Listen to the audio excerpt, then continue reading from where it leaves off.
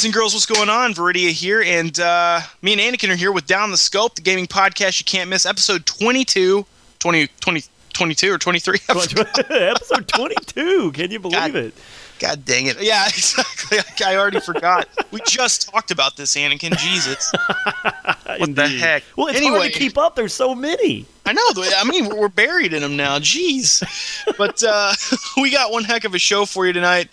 We've actually got our topic for tonight. Our main topic is going to be talking about the digital distribution and how that's affecting the gaming world. But first, Anakin. We have crazy big news. We do. So what happened, Anakin? What have we done? There is a crazy thing that is going on with Down the Scope that we'd like to announce today, and it's a pretty big deal.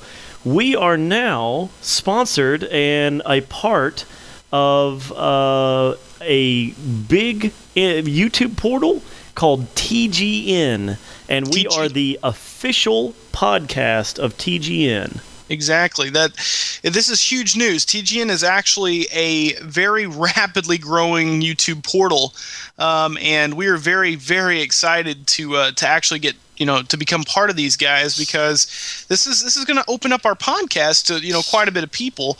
And if you're listening to this on TGN in the past, hey, this is our first one. This is where we figured that out. But to you guys that have been watching us the whole time, this is something new, and this is how we are going to go forward. This is going to open up a lot of opportunities for new guests, new topics, even topics Absolutely. that we aren't even familiar with.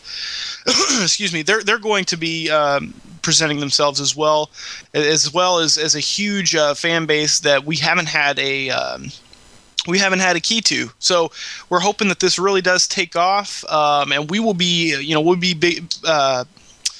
doing a big thing with TGN, not just the podcast, but we'll be doing a lot of other stuff. We're really getting involved with them, and we just we're really excited that they've let us come over there. So what are we going to be doing? How is this going to affect the podcast?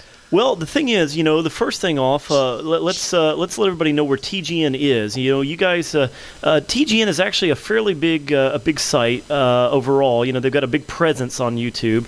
The main channel that you guys should be looking for us on is youtube.com/TGN, and that stands for the Game Net. And right now, though, it's really they kind of want to be referred to as TGN because they're getting so big. They're actually kind of outgrowing just the gaming industry and the gaming genre. They now have all kinds of things. And the interesting thing is TGN is adopting kind of a new idea for YouTube. And instead of creating a bunch of channels, they've created shows. And shows are apparently the next big thing on YouTube. And they're kind of getting a head start on this. And this is why we were so intrigued with everything they offer. Now, how does this affect how does this affect Down the Scope and TGN together? What this means is we will actually be moving the Down the Scope podcast over to an actual show on the TGN channel. We don't actually start a new channel or anything. The Down the Scope channel still does exist. At some point, we will actually, probably have everything propagated in both places. But the TGN channel right now, the DTS channel, actually, unfortunately, we've never had the opportunity to post our podcast over there because of the 15-minute limit. So the great thing about TGN is they are a partnered, very large partner network. They have a huge audience. And they are giving us our own show on their main channel. And from that point, we'll be able to draw guests and like Veridia was saying, get all these huge names coming onto the show that we get to interview, and we get to kind of start talking about new genres of gaming that we haven't talked about before, like MMOs. And we'll be able to share a lot of new opinions, new discussions, and other things that we likely would not have had the opportunity to do so before. Right, and the guests, I've actually known the CEO of TGN. I've also gotten I've had the privilege of meeting a lot of the big names over there, and so those are really, really personable guys, and we'll be just ecstatic to have them on the show, and you guys will definitely like them as well. So yeah, stay tuned for that. This won't change it's not going to change a whole lot other than the position of DTS, but we do hope that, the one thing that does change is, we get a little bit more press out of it. And as Anakin was saying about the shows, DTS will have its own show over there that you guys can go and subscribe to. Now, this is, again, like he said, a very new thing to the internet, or to YouTube rather, where you can actually subscribe to shows rather than channels. So once we get the show up and going, which shouldn't be actually, by the time you hear this, the show should be going. You can go over there and actually subscribe to that. That way DTS will pop up in your sub box. And, if you're not a fan of anything else that they're doing on that channel at the time, you'll just get DTS in your sub box. So please, if you're a fan of DTS, if you're a hard scoper, please go over there. And, hard scopers. And please go over there and give us a subscription over there. That way you can keep up with us. For the first couple months, we really talked about, we will give you guys a reminder, because I know this is, DTS isn't your main focus, which I hope it is for a few of you. I know it is for a few of you. You send me messages all the time asking me, hey, come on, man, when you're late with the new episode. Well, damn it. Anakin's moving, damn it. Indeed. It's really been my fault, but god dang it, I am finally in my house. Exactly. So, you found your PS3 and everything. I did. My PS3 was locked away in some box. I've been looking for it for, like a week now, and I finally found it last night. So I'm about to be gaming this weekend, so be on the lookout for me. Yeah, we had a huge live stream. We had with Medina. We had with all the group, and basically we played in PlayStation Home the other day. We tried to invite you in there, but I guess you were just doing a quick update and hitting the bed. Yeah, it was pretty late for me. Unfortunately, I'm still one of the guys with a day job. I wish I could I could stay up to with you guys till 4 in the morning, 5 in the morning, but I just can't do it right now. So. No, I get you. Yeah, and that's the thing about them is they do stay up late. It's like if I want to do anything with them, it's like crap. It's like I gotta stay up late. But I would like to thank you if you guys. I know a few of you guys were in you participated the other night in our PlayStation Home trolling endeavor. If you didn't and you missed out, then stay tuned, because Medina will have a video. I will also be posting it on my channel of what we did, and it was freaking hilarious, and you guys are going to love it. I'm serious. It's going to be epic. So stay tuned for that. Thanks if you participated. And because, I don't know. Have you ever tried to choreograph 20 people? ever tried that? I know it's extremely... Yeah, have tedious. Have you ever met somebody you thought, hey, this guy is extremely intelligent, but then he can't line up? Yes, I could absolutely imagine that. It's like, dude, I talk to you all the time. You're smart. It's like, queue up. Do you know what queuing means? And we'd be standing in a line, and there's this one guy, which he's going to be pointed out in this video, because he just, literally, I think he was trolling us. Every time we tried to do something, he just did the exact opposite thing. So, I'm like, all right, everybody line up behind me, go. And the guy would stand right in front of me. Instead of lining up behind me, he'd go in front of me, and then he'd face the wrong way. It's like, what a jerk. So, good Lord. He swears to God he wasn't trolling, but that's bullcrap. That's called trolling. You don't have to intentionally troll to troll. Right. Nice. God. But anyway, that's the exciting news we've got. So again, guys, TGN, and keep them in mind, as you will be hearing about them quite a bit. We will definitely be down the scope with TGN from now on. And remember too, I do want to reiterate, gang, okay, there's still some confusion about the idea of shows versus channels.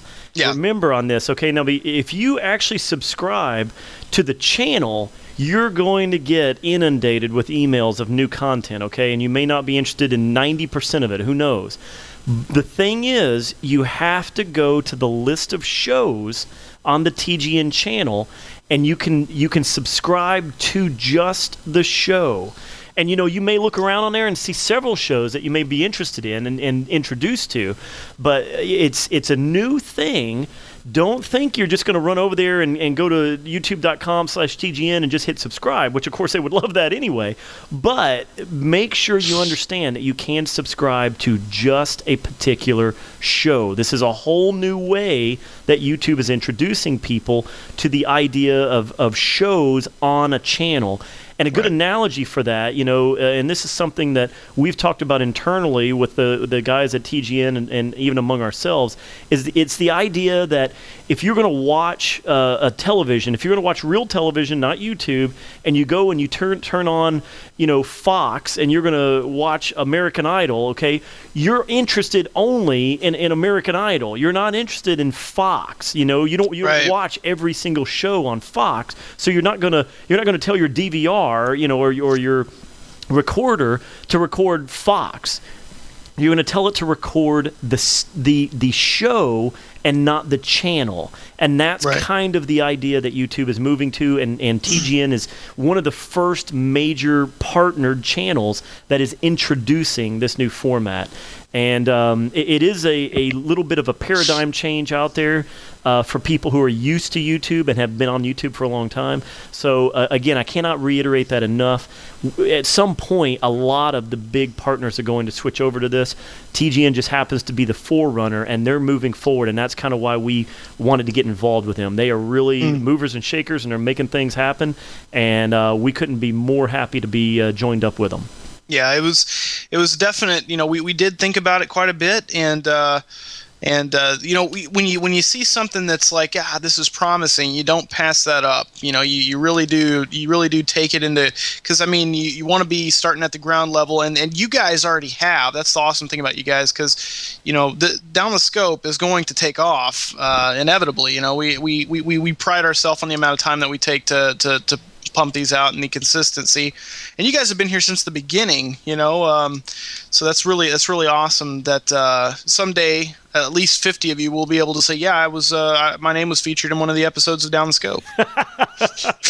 Oh, I love all the feedback we got from last week's episode. That was hilarious. My favorite, I can't remember his name, but he's like, "You mispronounced my name," and I was just going to type his name and say, "Okay, there, I fixed it."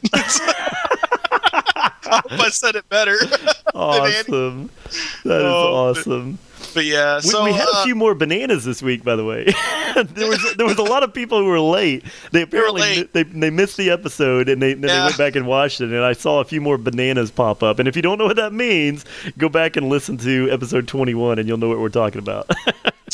Actually, I think it wasn't 21. Well, it was actually 20 when we actually said if you. Okay, yeah, we say banana. Mentioned it. That's right. But yeah, I don't know if it counts though, because I'm sure that. Sure that most of these people were like, "Oh, wait a minute." Yeah, exactly. I get it now. They're going to call the YouTube police on us. I don't get it, but I haven't watched them all, but dang it, I'm getting my name said. That's right. Banana, or whatever fruit you told me to say. Yeah. Awesome. All right, so anyway, has there been anything new with you? You're getting everything settled back in. You're about to get started, with the channel coming back. Right. Yeah, gang, I'll tell you, it's been tough. I ended up, me and my wife and our kids and our golden retrievers and our cats and everything else we own, we had a heck of a time. We were selling our existing house. We were closing on a new house. There was some issues that popped up with the paperwork on the new house, not on our end. Apparently, it happened on the end of the seller, and we ended up being pushed into an apartment for about a week. And it was horrible. We had to all of a sudden scramble to move everything into this apartment. I had to get utilities turned on, and believe it or not, I even got the internet turned on at the apartment just for that 1 week. For the Down the Scope podcast. That was the main idea, and but finally, all the paperwork got straightened out. We got moved into the new house. I'm still right now as we're talking, I'm surrounded by boxes that have yet to be unpacked. Right. And but I am actually we're getting finished up. We're getting kind of settled in. We're doing a few things to the house, and probably this weekend, actually by the time you guys probably hear this, I will have actually made an online presence again. I'll show up on the PS3 network. I'll show up on the Xbox network. Say hi to a bunch of you guys that have been patiently waiting for me to get back, and maybe even have a couple of new additions to my channel by then, I hope. So it'll be very, very nice to be back. I know a lot of people have been asking where I've been and what's been going on with me. So thanks again for waiting on me, gang, and I cannot wait to play with the 4-in crowd. So I look forward to it. Heck yeah. We can't wait as a group to have you join in the trolling next time. Indeed, I can't wait to get in on that. So I can't wait to see if you'll actually sit there for 4 hours while we live stream. Which that's the thing. It's the thing though. It goes by. It's one of those things where it's like time passes, and you're like, what the heck? 4 hours? Absolutely. It's so much fun. You don't even think about it. So that's the best part about it. Live streaming is, I swear, it is so much fun. I never knew it was that fun, but it's really something. And if you guys don't know, I live stream as well as the rest of the gang, Medina, Gage, Zombie. We all live stream on Justin TV, so you can go follow us over there. Our channel names are the exact same. I get a lot of questions asking, hey man, you said you live streamed in your video, I didn't see it. That's because you got to follow me over there. If you follow me, then you get an email saying, hey, I'm streaming, and you can come over there and watch, because I don't have a set time, which is probably the smart thing to do, is to set, every week on Saturday, at 5, I'm going to be streaming, but I don't. I will probably do that in the future, but until then, go over there and follow us, and then you'll know. And by the way, the good old Anakin is actually going to try his hand at live streaming. That's no, that pissed me off. I'm going to tell you the truth. All right. Okay, if you go to my channel on Justin TV, okay, and you look at my backlog of events, there's like hundreds of 20-minute casts up. And those are just called testing. And it's me testing out my stream. And then Anakin's like, hey, what are you guys doing? Hold on, what was it called? XSplit? And then boom, he's got 1280, or what was it, 1080 quality. Streaming. Streaming 1080, and it is running flawlessly. And I was like, you son of a bitch. Yeah. I was so... It's all about that crazy machine, man. That new computer I built. It's apparently all about the processor. I ended up streaming a Family Guy episode, I think, for you guys for like half an hour. So. Yeah, exactly. And I was just like, God dang it, I was so mad. But that's what you get for having a beast hardware or a beast computer. And what really upset me was, see, Zombie just bought a new computer too, but she's running that crap internet. Oh, right. Stuff, and then she gets on her stream and it runs better than mine. I was like, oh my god. Yeah, I think she's on GhettoNet. GhettoNet, nice. But anyway, all right. So what are we talking about? We got an email this week, and it was talking about something interesting. It was from, I believe, the V Gamer. Yeah, the V Gamer. Thanks for writing in on that. That was and we had talked about several different topics this week, but when we got that the email here, when me and Veridia read this from the V Gamer, I was like, you know what? I kind of like this topic. I think this is a good one. Veridia, you want to read the email to us? Actually, I don't know. You put it in the. Oh well, no. Here, I got it. It says. Okay. Here we go. This is again from the V Gamer. Again, thanks for writing in. And he says, Steam. As soon as you say that word to a PC gamer, he's going to say all the wonderful things you can think of. Origin. He's going to spit on that name, kick it in the balls, and throw it in the garbage. Nice. With the ever-growing digital distribution, it's still quite new and a pretty viable replacement for those common DVDs and Blu-rays. Do you think it's going to become the new media standard, and will the physical copies become extinct? And then he goes on to further say, also, and I love this part, will the world end in 2012? So we're going to talk a little bit here about the V Gamer's question, and I wanted to cover this topic a while back, and it was one of those things that E3 popped up, and we had some other topics, some new games popped up, and some other things. But this week's a little quiet, and I thought this was a perfect time. Yeah, I agree. So let's start with the Mayan civilization. Well, the death of the sixth sun happens on December 21st, 2012. So.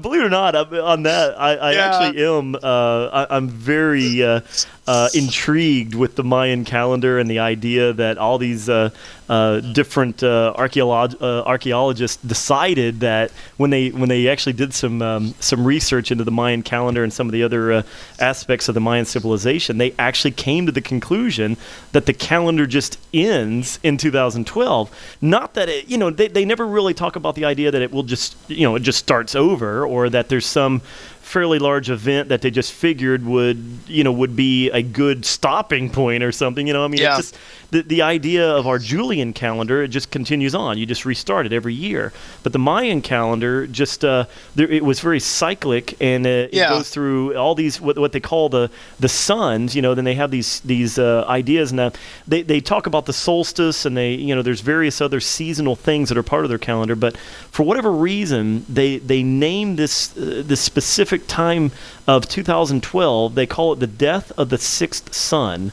And I'm not quite sure, what they, nobody really knows what they mean by it. This could be a meteoric impact on Earth. It could be our sun goes supernova or something. I mean, it could be, who knows? The moon falls on us. I mean, who knows what they meant that could be possible? It obviously, odds are it's all very symbolic anyway, and there's not really any real truth behind any of it. But it's fun to think about. I mean, all the movies and everything. Hollywood's really embraced it. So. Well, I was joking, but anyway. Sorry, we'll cut that whole thing out. No, I'll tell you right now. I'll just make my point quick. Just look up Neil what's his name? Neil deGrasse Tyson. Look up his explanation of how the world's going to end and why it's not. And that will pretty much tell you anything anybody says. It's just like, this is one of the top astronomers in and if you don't know, he runs the Nova show on the PBS. That guy, yeah. Yeah, just a test guy. He is the I think he's the head of the New York Astronomy building or whatever it is, the planetarium academy or whatever. Yeah, it's the planetarium thing, but he is a very smart and very funny guy, and he basically gives a very hilarious explanation as to why the world is not going to end. So it's pretty fun to listen to. So yeah, just type in Neil deGrasse Tyson end of world and you'll find it. Anyway, so I agree with him, so that's why I'm referencing that. So awesome. Let's move on to the digital distribution. So Anakin, I know that you and I are on the same page when it comes to physically being able to hold a piece of media. Absolutely. And let me tell you, I own so many. I can't even. In fact, that's a lot of the stuff that I still have in boxes that I haven't unpacked. Exactly. Well, my wife just cleaned out the closet, and I before the cast, I walked in there and I saw all the boxes, all the DVD cases, and all that crap that I had in there, and they're like overflowing out of some boxes in there. So, I'm sitting here going, yeah, I do have a love for that, and I know that a lot of people do. There's just something that's not the same about playing an emulated version of Final Fantasy or something, and then holding that jewel case with 4 discs inside it in your hand. Exactly. However, VGamer does make an interesting point, he brings up a question that I think a lot of us have thought about, and it's become, it's become a standard today that we actually download our games and our media rather than go out to a Walmart or Best Buy or something and just buy it on a whim. It actually does lend to a more kind of an impulse buy, doesn't it? Oh, absolutely. Yeah. I mean, when you're sitting there and you're looking at, you're on your Xbox Live or your PSN network and you see a game and you're like, hey, that looks pretty cool, and it's kind of cheap. It's only, $10 or something. You know what? I'm just going to go grab it. Add to cart, done. And you just got it. So yeah, exactly. Yeah. I did that the other day. I was like, well, hell, I got like $12 left after I bought 3 freaking map packs, and they make me put $20 in the account rather than $15. Exactly. So I'm like, all right, I'll buy a good game for once, one that's worth my money, and so I bought Outland, and it was just like, I'd never heard anything about it. I saw that a lot of reviewers had given it top ratings, so I bought it, and sure enough, I was extremely excited about it. It was very good. It's one of those games that if you were to see it in Walmart, in a case, in a PS3 case, and it was only $10, I think it would have sold better.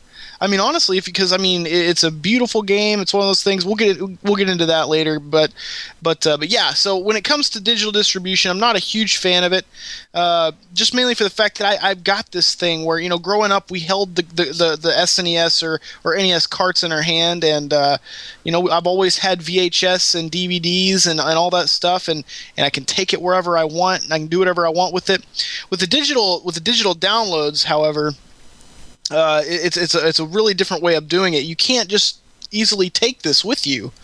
That's one of the things I have to complain about the most. It's like if I want to take if I wanted to take Black Ops over to my brother's house and let him play it on his Xbox just so that he could see how bad it was. I couldn't do that if I actually downloaded the game. I like how you threw that in. Just to see how bad it is. But, I'm sorry, I hate that game. But yeah, so I mean, it would definitely. It would be tough for me to do that. It wouldn't be very easy for me to do that. And even if we did, there is a way to do it, but it was way more inconvenient. That's one of the things I don't like. I actually do enjoy keeping these things, and I think we're getting to a place in time where we are going to be that old man sitting in the corner going, it's bullcrap. Yep. I got a whole box of this stuff over here, and you're supposed to be able to hold it in your hand. I remember when we could hold it in our hand and put it in the console. But now, and it's gonna be like, Grandpa, you're an idiot. Whatever. We've never held a game in our hand ever. Yeah, and kids, especially kids coming up, they're gonna be like, why would you ever want to go buy something at the store? I mean, who does that? It's definitely. I think it will become a nostalgic thing. I mean, if a kid grows up not holding the thing in his hand, which mine won't, of course. I mean, he'll be holding. Same with me. Yeah, they'll never know what hard media is. They'll probably never be exposed to it. Exactly, and so it's definitely going to be a change. It's going to be something that is going to change, and we're seeing it now. This is the way things should change. You see like Nintendo, how they're trying to change the gaming revolution with a snap of a finger at E3. This is how it does happen. It evolves like this. So, it's going from hard media and it's going to slowly progress into a downloadable content, which in the end, it's going to make consoles cheaper. If you think about it, if you were to get rid of all the disc drives, all the Blu-ray, lenses and all that crap, would that not make a console cheaper? Oh, absolutely. That's, and obviously too, some of the heating problems go away. Some of the, we may go to some kind of solid state, for the hard drive, right. Inside, for storage and so forth, save games and the actual storage of the digital distribution itself. But, there's a whole host of pros and cons to both hard media and digital media. One of the things you were talking about is, the idea that, we grew up in the idea of being able to just go down to the store, you buy this thing, you put it on your shelf. And, right. After you play it or whatever, and it's very neat. You pull it out once in a while and you go through it back in the console and you go and play this thing, and it's like, oh, yeah, man, this was awesome. And then a friend of yours, this happens between some of me and my friends as well, is that, sometimes somebody will, be talking about a game or whatever, and then somebody will go, yeah, man, I never played that. You just stop what you're doing and go, oh, my God, you never played. Come here to the shelf. Here you go. Here's the disc. Take this home and play it right now. Exactly. Now you can't do that with digital distribution. There's so many things that limit you. When you buy something now, on a download, that's it. You get it, and it's part of your account, and it's part of your console. Mm-hmm. And, one of the biggest problems that I've seen recently, I've got a friend of mine that's actually quite a bit older than I am. He's in his late 40s, and he's been a hardcore gamer his whole life. And, obviously being at his age, he's 10 years older than me. So, the idea is the thing where, you have to go download stuff and all that. He's very reluctant to do so. And one of his biggest problems is this is the kind of guy, he goes and reformats his PC quite often, about, once a year, maybe even twice a year. He does this. And so here's what happens. Here's the downside of digital distribution.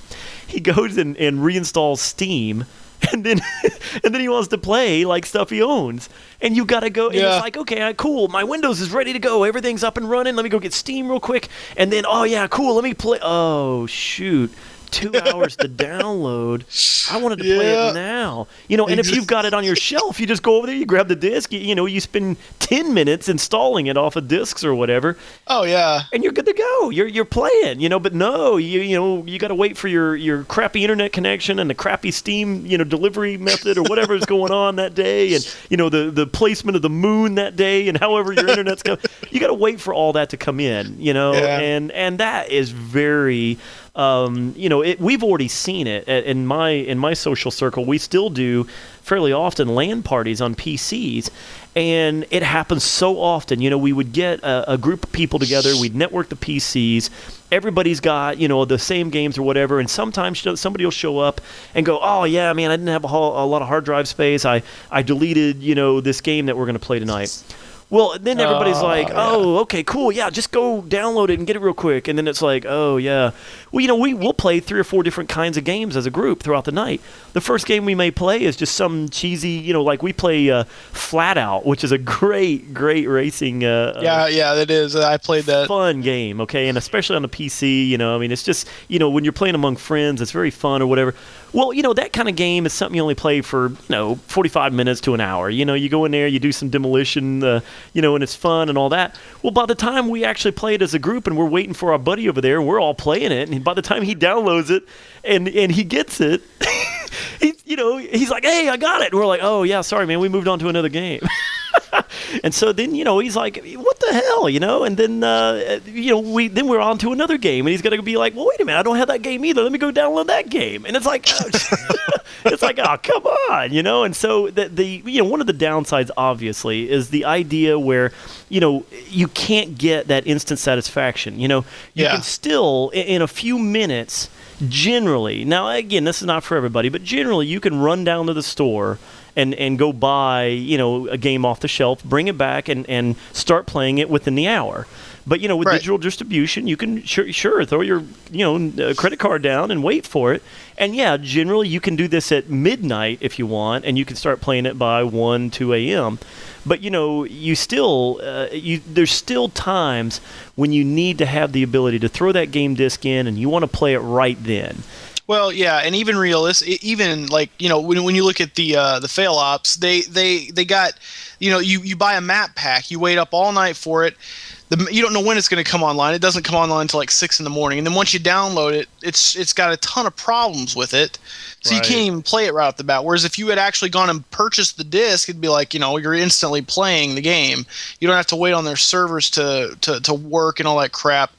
So yeah, I mean, there's a ton of things. I do like the convenience of not having to leave. I guess I don't know. Like, I mean, when I was looking for a specific RPG, and I found it on the Xbox Live, I found it on the network. I was like, oh, that's awesome.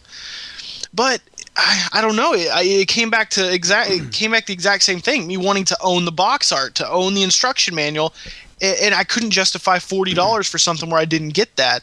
I think, if anything, these new titles should cost $20 to $10 less if you buy them online. Absolutely. And I think it should be quite a bit less. The game disc itself is pennies, absolute pennies. Okay, I know a little bit about the cost on some of this stuff, from my background in advertising and marketing, and even some distribution that I did in the past. And the thing is, these discs are nothing. In fact, the actual transportation to get these things to the brick and mortar retail outlets, that is by far the biggest cost in getting these in getting these to the consumer. So you're paying, about 30% of the cost of that thing to go and buy it in the store. You're paying to have gotten it there, from wherever the factory was that created. The disc is nothing, literally pennies. The plastic housing it comes in actually costs more than the disc. And, even then, the artwork and all that, the printing of all the artwork and the instruction manual and all that, that again costs, that's a huge expense. So when you get into the online distribution, these things, the problem is they're trying to charge the same amount. I think the world would embrace digital distribution in a heartbeat if it was much more reasonable based on the actual cost to get it out there, because all they got to do is upload it one time. It goes quote unquote gold, which in the old days used to mean a gold master disc that they used to press the new CDs or DVDs from. But now there is no gold, there is no a game going gold anymore. Now it's just like, well, looks pretty good to me. Upload it. Yeah, exactly. It's upload it and let's see how many downloads we get off of it. That artwork, that is worth money, I think, and it's like, I can't justify it. Just like I've already said, I can't justify buying the damn thing online, not getting any of that, stuff, not being able to sit there, go to the bathroom and read my damn instruction manual because I didn't buy it, I didn't buy it from the store. I don't like that. I don't like that at all. And I think, yeah, you're right. If it was $20 cheaper, I would definitely buy it. I'd be like, hell yeah, I'm okay not having that artwork. I mean, some games I would have the option. Yeah, I'm going to pay $60. I'd like to have that artwork and the instruction book and all that crap. It comes with this and that. But then, without all that, it's definitely not worth the cost. You're paying the same price for something that didn't take that much effort to put up. Exactly. So, and by the way, if you download Skyrim this fall, you will not get that wonderful cloth map that comes with the game. Have you seen that? Yeah, yeah, I did. I'm just so excited about that. I don't even want to talk about it. That's mine. Well, speaking of little goodies and extras and so forth, and the idea of artwork, I listen to a lot of different kind of music, and I have a huge movie collection. I mean, I'm a media hound. Okay, I mean, I have about 2,000 CDs. I have about 500 or so DVDs. I've got probably 50 to 60 Blu-rays. I'm a huge fan of the actual marketing. The product. Packaging. I love that kind of stuff. Whenever they do the special cases for a great movie collection, like Lord of the Rings or, the Matrix collection, when they create these great tins to sell the product in, that is worth something to me. That they usually are relevant in some form or another to whatever the media is. In fact, in my hand right now, I got this from Amazon yesterday. I am holding the latest Weird Al album that just came out. It was released on this week. And do you know the same week? Okay, this is sad, but I've been a huge Weird Al fan since his first album, believe it or not, in 1983.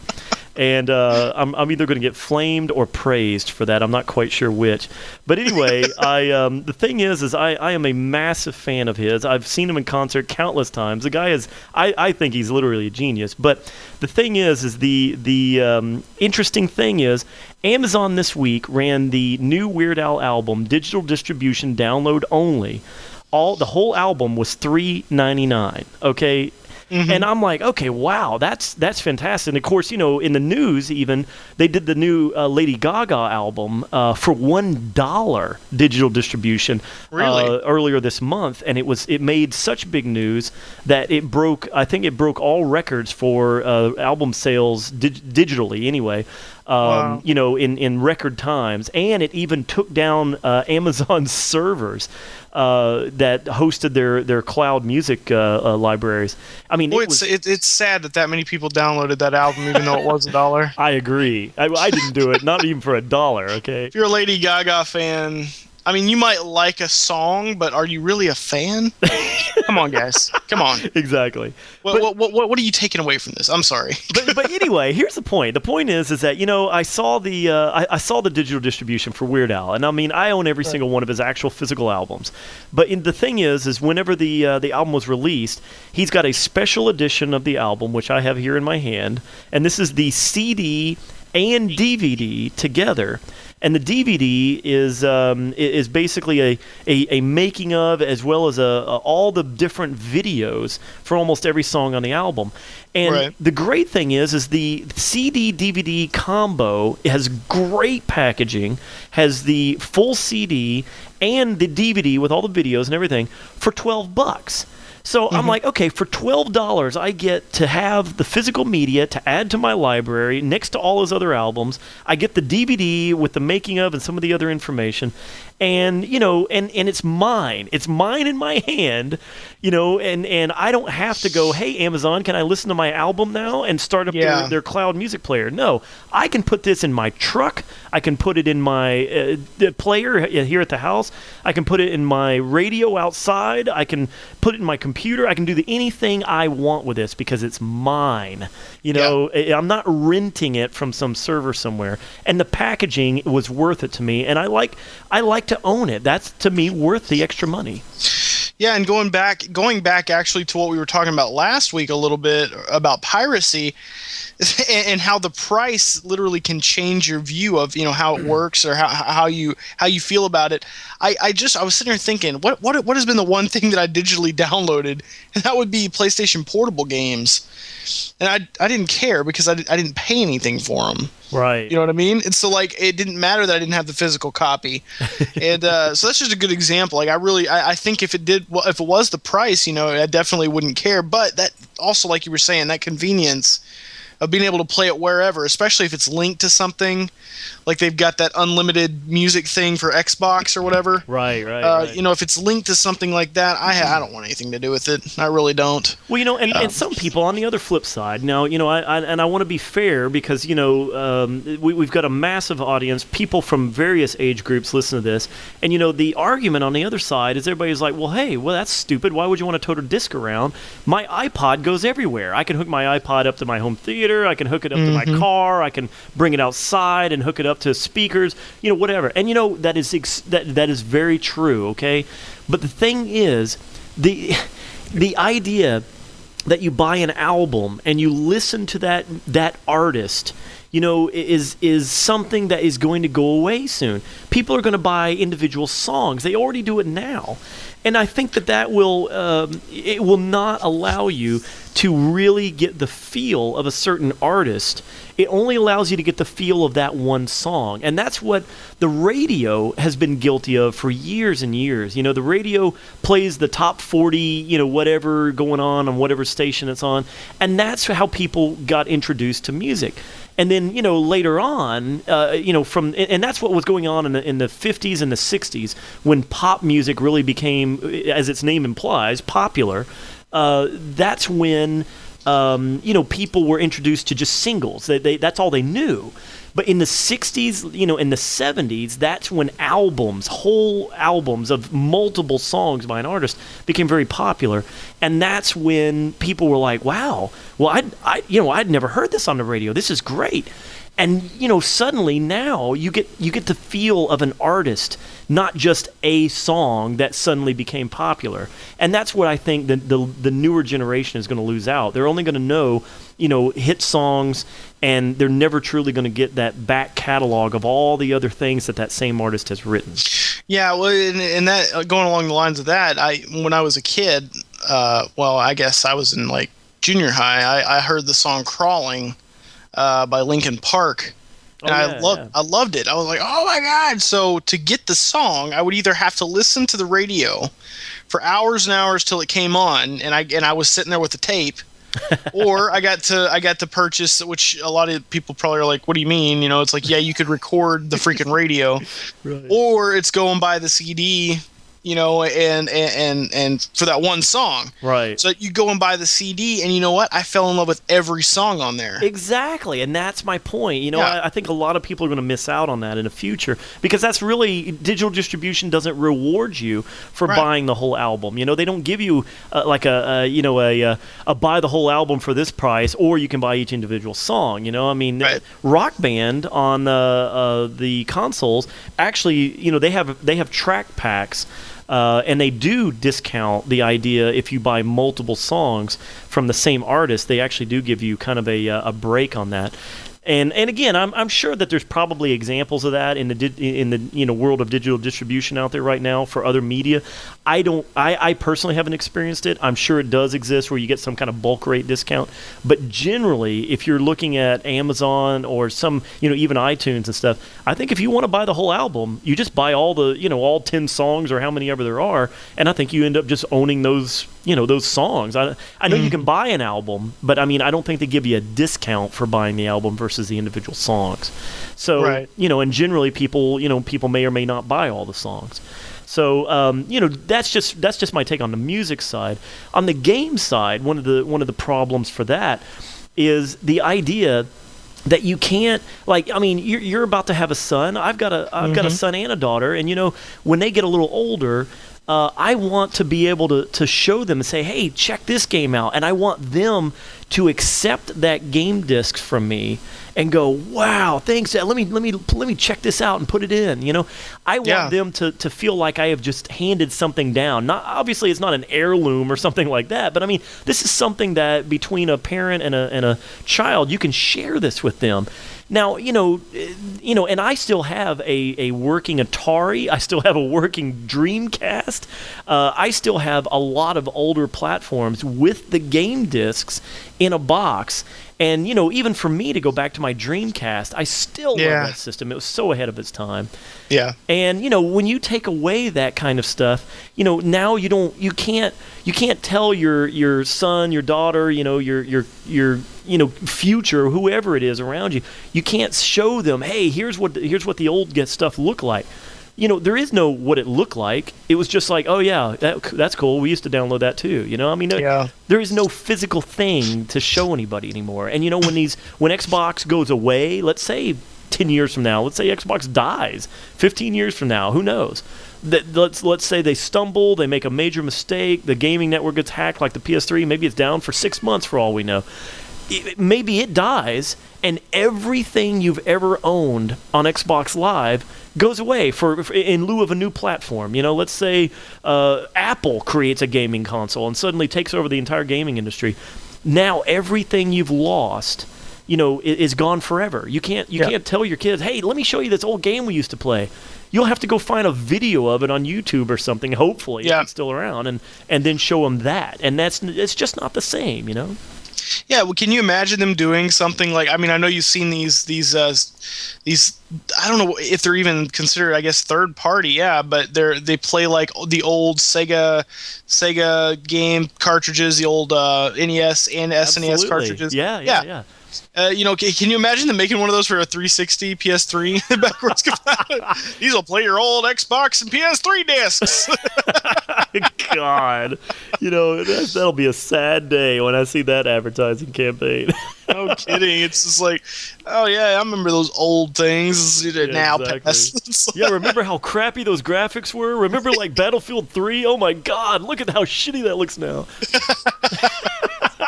Jeez, that's gonna be a sad day. You've got people like Mark over at the Entercom company, and I agree with him. That's why I really enjoy his stuff. Is that he does packaging reviews, not just game reviews. He doesn't just review the content on the disc. He reviews the package it comes in too. That's awesome. That's a man after my own heart. I love that. I love packaging. I mean, I can't tell you how much I love his stuff, because even more than game reviews, he does packaging reviews, and he does it for not just the new games, he does it for the old games. He's just like, this was what it looked like back in the day, and this is why I enjoyed this, or this is why I didn't like it. The colors are drab, blah, blah, blah, and they really went cheap on the instructional booklet.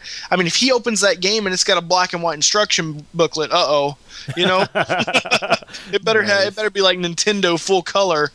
Well, and remember too, some of the other things we're going to lose as gamers. When they go full on digital distribution, we're going to lose things like the Halo Legendary Edition. You're not going to be able to go down and buy your Halo helmet. You're not going to get your night vision goggles with Call of Duty. You're not going to get a remote control car with Black Ops.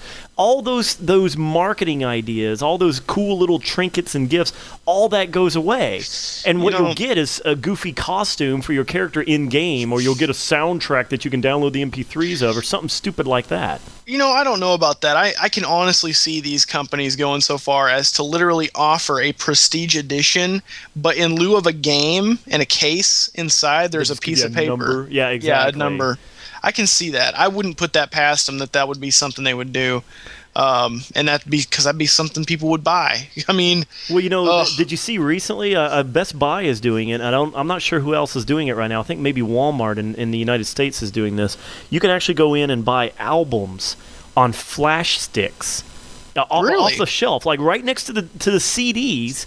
They have another section that says digital music, and you buy DRM controlled MP3s or M4As on little flash sticks, and then you go home and you put them into your computer and you import them into iTunes, and it has the DRM ability to transfer. It's recognized by Windows Media Player and iTunes, and you transfer those MP3s into your library, and you own those on the flash stick.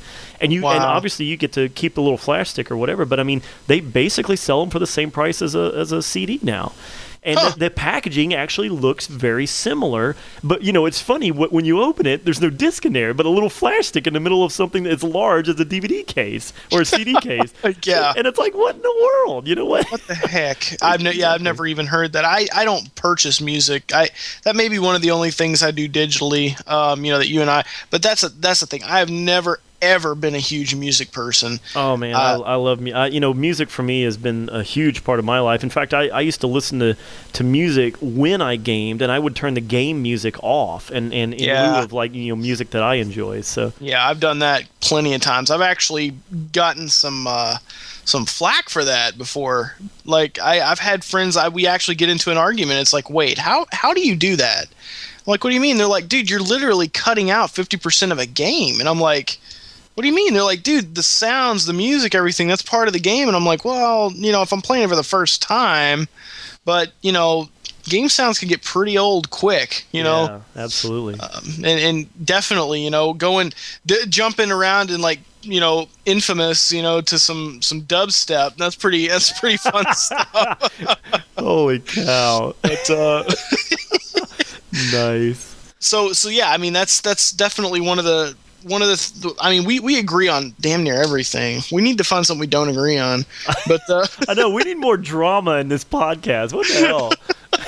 But I mean, we do see eye to eye on this for sure. And I do want to know what you guys think about this as well.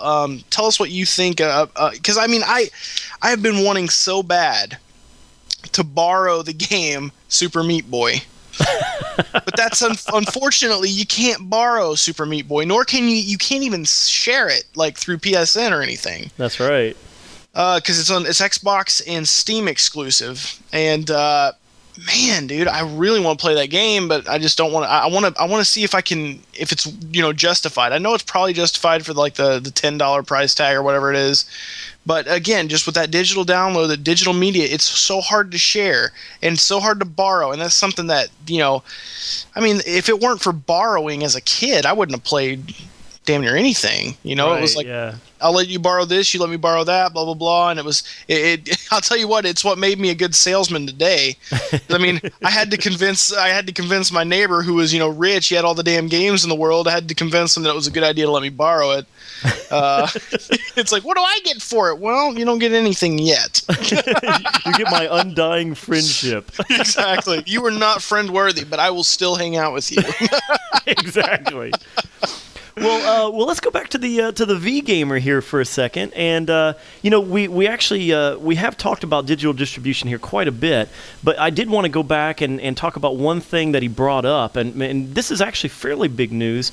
He actually did a little comparison here between Steam and, of course, EA's new digital distribution service called Origin. Mm-hmm. And for those of you who are not in the know, which I highly doubt anybody listening to this podcast does not know of Origin, the idea is basically EA has turned their EA Store now into this full-blown digital distribution service that is a rival now directly to Steam.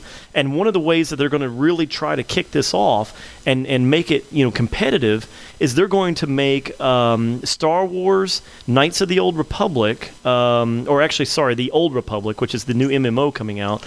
The Old Republic is going to be exclusive. If you want that game digitally, it is going to be exclusive through Origin. Now, what does that mean? Okay, no big deal. Just go buy it from Origin, right? Well, not exactly. You got to go download their stupid client, which is just like Steam, and it's got its own little friends list, it's got its own little community, right, and chat system, and all this other garbage that you have to accept as part of the deal. And one thing that made pretty big news in the last week was Crysis 2, one of the big flagship games right now that EA has out there. They pulled Crysis 2 from Steam. Now, this is unprecedented. There's been no developer or distributor that has ever gone to Steam and said, no, we want our game back. This is all new. And obviously, what EA is trying to do is they're trying to drive those new sales of Crysis 2.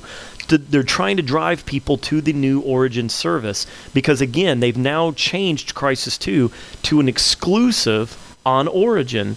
And that means, once again, same thing with Star Wars. You got to go install the client. You got to go through all the nonsense to set up an account and then set up billing services and all this stuff to go buy stuff through that system.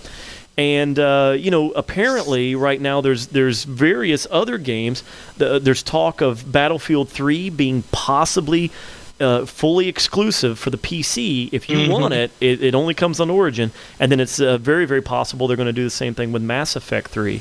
So these are massive titles, okay, major AAA titles, and they are going to force you, at least in the PC world now, they are going to force you to this new Origin service. Now, a lot of people don't remember this, but, I've been a PC gamer for a long time, and I remember when Steam launched. Steam, at the time, was one of the most hated services that you had to install on the PC. It had such a rocky beginning because they tried to do this long before people were, had broadband and were very used to broadband. This was a very new thing. And a lot of people right now are hating on Origin. They're hating EA over all this. And the exclusivity, that's just business, gang. I mean, you got to hand it to them. This is brilliant on their part because they've got exclusive titles that are worth it. Battlefield 3, let me tell you, PC players who want Battlefield 3, they're going to be happy to install Origin. They're going to be yeah, whatever, man. I'll install spyware if you want me to. Just give me Battlefield 3. So there's going to be obviously some growing pains. There's going to be some evolving as the service gets better. I do believe that, yes, it's a pain. I think Steam is out there. But remember, too, Steam kind of has a monopoly right now on the PC platform. So I believe that competition is always good. I hate it myself personally that I would have to go and install another client, so I'm with you guys on that. But I do believe for the sake of the gaming industry and for the sake of competition within that industry, I think Origin is not a bad idea. It's probably going to be very rocky. We're going to have some growing pains to get used to it. But for the PC platform, it is not a bad thing that there's going to be another service. So yeah. Well, and not being a PC gamer, I get to let you talk a lot more here. I have Steam, but I don't have really anything to play on it right now. I'm not a huge PC gamer, so this won't be affecting me that bad. However, I can definitely see how it would. I mean, when I think about what EA did in terms of the console, can you imagine if EA had made a console and then they go to Xbox and they're like, no, we want our game back. You can't sell Mass Effect anymore for the Xbox. You know what I mean? It's right. Could you imagine? God, that'd be so weird. I mean, everybody would be like, what the hell is your deal? But so that's the way I've got to look at it here. It's kind of a weird thing, that we've got. But I see it working out fine. I with Mass Effect being as big as it is, it's definitely going to be okay. And by all their titles being as big as they are, it's going to catch on. I don't know if it'll catch on as big as Steam does, as quick as they want anyway. But hey, who knows? Maybe someday it'll be just as big, and they'll be just rivaling, like PS3 and Xbox. It'll be like it won't no longer will it be PS3 or PC, for the win. It'll be Steam or Origin for the win. Exactly. Yeah. In fact, I think it's pretty darn close to that already. And that's why I say I think Steam has kind of had a monopoly on the PC platform. There's a few other places you can go and do digital distribution. Amazon is starting to offer it. Direct to Drive has been out there for a long time. GameStop has had their own digital service, And there's been a few others for the PC, but obviously Steam was first, and they have been unrivaled in the kind of service and the discounts, the game discounts that they offer is just, it's unbelievable. Some of the pricing that they offer out there, and keep an eye on those sales. They have them every day. And I always look for them on slickdeals.net. They if something on Steam pops up and it's just ridiculously good, you can almost always find it over there on Slick Deals as well. So keep an eye on that if you're a PC gamer. Yeah, I would definitely buy Super Meat Boy on there, but I cannot. I just don't see myself being able to use the keyboard to play that game. Yeah, there are certain games, man. I'll tell you, I love the PC, but there are certain games that are no doubt meant for console gaming only. Yeah. Have you ever played? Have you played Super Meat Boy?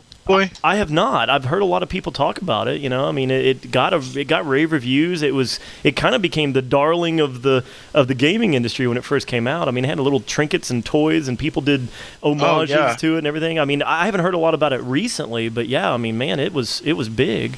It's like the first game that's ever pissed me off, but it literally forces, it's the only game that's like, okay, it's a really hard game, but we're gonna make it so that you want to keep playing by literally not giving you a chance to quit when you die. There's no chance. It's like you die within a split second, not even a second, you're already back into the game. I just want to play it so bad. So if any of you guys have a way, like a Steam, to share that with me, to let me play it real quick. I played the trial, but it's so short, you just don't get a chance. The levels go by in 10 seconds. Okay? Literally. Is this game is similar to Braid, isn't it? No. This game is similar to I Want to Be the Guy. If you ever played that, it's basically like a side scroller, but the levels are literally 10 to 15 seconds long if you know what you're doing. However, they're hard as hell to get through. So you're trying to speed through them as fast as possible. And the thing is, the trial only has 10 to 11 levels, and then it's got the flip side, so pretty much 22 levels at 10 seconds apiece isn't that long. Yeah. And I breezed through it, and I was like, dang it, I really just want to try out the rest, because there's evidently a crap ton of levels. I know I got off on a tangent there, but that's just something that's one thing I've been looking at Steam for. It's just maybe I can try it out on there, because I hate buying Microsoft points. I really do. Well, I generally pay for I buy the cards. I almost never sign up a credit card on either PSN or Xbox. I usually buy the cards, and then of course you're left with balances that you got to use, and then you got to go buy another card and all. I'm with you, man. I hate that. I hate it though. You just pay for it. You buy what you want, and you make the transaction right there. I think that's the way to go. Yeah, no, I want to do it so bad, but I can't. Can you plug a controller in? Absolutely, yeah. Shoot, if you've got a wired Xbox 360 controller, it plugs right into a PC and gets recognized immediately. And if not, man, I'm telling you, they sell standard, fairly standard console controllers, even cheapos, at Walmart and stuff for $10 now. They're cheap. So it is something to keep in mind if you want to try to pick it up on Steam. I know it's fairly inexpensive over there. All right. Well, I'll probably do that. But yeah. So as far as the digital distribution, and stuff like that goes, I hope that our opinions are kind of like yours. I'm sure there's a lot of people who prefer it nowadays, especially with our younger audience. Some of our younger audience, maybe they like it better. I don't know. I prefer to have a game that I can let somebody borrow, or also borrow and return. Absolutely. And a lot of people are going to make the argument, well, you can game share. Well, no, that only. I don't want to. If I have a physical copy, I can share it with as many people as I want. That's right. Not just 5. Yeah, and of course, even then, that really only applies to the PSN. You can't do that on Xbox. Can't do that on Xbox. Can't do it on Steam. That's only a one-track pony. That's right. But anyway, so Anakin, what do we have anything else to talk about? I think think that's pretty much all the time we've got. Let's see. I think we're coming up on the end. We had a few user mails that came in talking about piracy. I'm not going to go through all of them, but I'll tell you, we had a lot of which we already knew it was, of course, going to be a very hot topic, a very controversial topic, and we had quite a few people that agreed with our opinions on it, and then we had a few other people who gave us their opinion that they did not agree with some of the things we said. And let me reiterate, to go back to last week's conversation. You and I have talked about this, Viridia, but I do want to reiterate to everyone that we do not condone piracy by any means. What we were sharing last week was our experiences with piracy and the world of the internet and some of the things that people have access out there to. And I said this before, but I really do want to reiterate it, because we actually had, believe it or not, I know some of you are going to roll your eyes because the internet never ceases to amaze me. But we actually had some people write into us at Down the Scope asking us where they could find pirated games and software. And I'm like, really? Come on, guys, really? Yeah, you don't do that. Don't. I mean, that goes for anything. If you can find it on Google, just don't. Come on. Yeah, exactly. I mean, this is crazy. I'm not gonna teach you how to use Microsoft Word. Just Google it, figure it out, okay? Jesus. Exactly. And obviously, I mean, the stuff we've talked about on here, I mean, a lot of this is our past experiences. Viridia and I we both have grown up. We're more adults now. We understand the implications and the circumstances. We're both we have families, so obviously remember, gang, okay, and I know plenty of you do this. I know you guys are probably familiar with the world of piracy. Maybe you participate, maybe you don't, but just remember that there are consequences. I mean, you see right now in the news every day, downloading is getting people in trouble, and you don't want to be faced with some of these fines and these consequences. There are people actually going to jail over this stuff, and not to mention, buy it if you like it. I mean, you try a demo, and we all know, we talked about it in the last episode, there's a lot of problems and there's a lot of issues within the gaming industry that drive people to piracy. Lack of demos. We went over all these things, okay? But, try, borrow a game from somebody, try it out. If you like it, go buy it. We want to support the developers and the distributors for new games. We want these games to come, to come forward. Same thing with music and movies, So keep that in mind, and again, we don't condone it. We've shared our experiences on it. We shared our opinions on it, and we certainly discussed it at length. And we had lots of people write in about it. We loved reading all this stuff. Viridia and I sit here, and we actually sit and read all these emails, and we go through them, and we discuss all of these as they come in. And we had some, especially in other countries, we had some very interesting responses. That was pretty crazy, and it also reminded me of a story that my aunt told me. A lot of you guys were like, yeah, they actually sell this stuff, in stores and right alongside the actual releases of movies. And it reminded me of a time my aunt and my uncle, they were in China, and they had literally just gone and seen the Star Wars Episode 3 in the theater, right? And on their way out the door, they're handing out copies right here. They're handing out copies of the movie on DVD form that they had just filmed, or they had filmed earlier that day. I was like, "Are you kidding me?" And they were like, "All right, fine, I'll buy one." Holy cow, that is unbelievable. Yeah, I know. So I was sitting there listening to some of these, and I was like, I do remember that is not far from the truth at all. I remember them telling me that. So that wow. That would be definitely an experience. You'd feel kind of dirty after doing it. It's like, jeez. I'm gonna take that. Thanks. Wow. Well, I do want to highlight a couple of emails, just some names here, and I do want to. The reason I want to mention their names is, we get you guys whatever your actual real name is in your email. That's what we see, and a lot of you have been forgetting. to tell us your YouTube name or your internet handle, whatever it is that you'd like us to refer to you as, because we don't want to. We obviously are concerned with privacy here at DTS. We don't want to name your email address or your actual real life name here, in case unless you just want us to. But we've got several emails here. I do want to say thanks to David out in. Where was he at? He's not in Bulgaria. David was Venezuela, maybe? I think that's right. I think he was in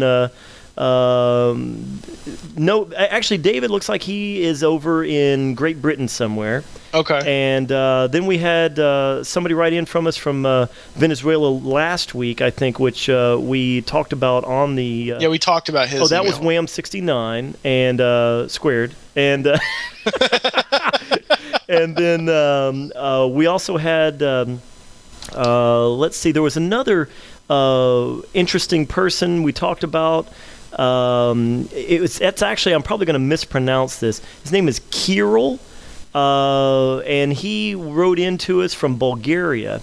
And again, these are real names here. So David and Kirill, I want you guys forgot to give us either your YouTube name so that we could thank you for the emails.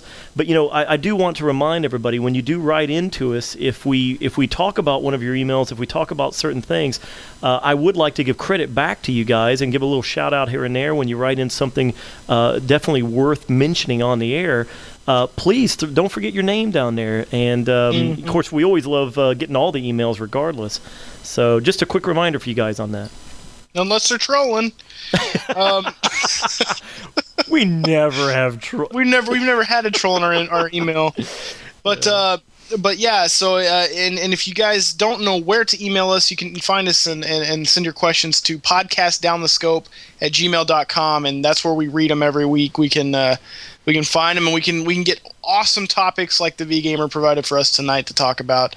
So thanks again, V-Gamer. He's a pretty loyal fan to myself and you, I believe. Absolutely. He kind of comes off as a troll sometimes. I don't know when he's kidding. He's one of those guys that kids around. He's like, hey, Verdi, you suck balls. And I'm like, oh, going to block him. But then, oh, wait a minute. Oh, it's V-Gamer. Never mind. Awesome. God. But anyway, I guess, do you have anything else to add to the night? I think that's it. I do want to just mention one more time here at the end of the podcast, don't forget that Down the Scope is now the official podcast of TGN. And once again, we just want to share that with everybody and point you guys over there to TGN for future episodes of Down the Scope. We're going to remind you guys on each of our channels so you don't forget, and we'll kind of shoot you over there. And don't forget to subscribe to our show, not the channel. And be on the lookout for a couple of other big ventures that Veridi and I are going to be mixed up in here in the next few weeks. We're going to have another couple of very, very big announcements. And, this is definitely just one of a few that we've got coming. So yeah, definitely stay tuned for that. And other than that, I think we can sign off. All right. Well, guys, we really appreciate, like I said, every week, we really appreciate you guys watching. You guys have been here since the beginning, and we're 22 episodes in. We're about to, we're 22 in, and we've almost got I'm sure now we've got a full day of content. You realize that? Like, I'm sure it's over that. Right, because we've gone over an hour. But I mean, God, man, we literally, you couldn't watch all of our stuff in one whole day if you tried. So that's a pretty big achievement, honestly. For me, we now have more content to listen to than a full season of a 1-hour television show. And it's quality. All right, it's me and Anakin and the rest of the crew rambling about gaming, and that's more fun to listen to than a lot of the crap on TV today. That's the truth. So anyway, guys, thanks so much for being here at the very beginning, being here since we started. We really appreciate it. You guys are great. We're hoping that this TGN venture really does send us flying, and we won't forget you guys for sure. So without further ado, I'm going to go ahead and end the episode, guys. Catch us here, or actually catch us on TGN next week for episode 23. And over there, we'll be getting adjusted to the new I guess it won't be a lot new with the episode, but we'll be getting adjusted to the new audience. So we'll be addressing them a lot more. But guys, don't ever forget, you guys are great, and we love you so much, and we hope to see you over there and subscribe to that show. So take care, and we will see you then. Absolutely. Take care, everybody. See you next time. Bye, guys. Bye.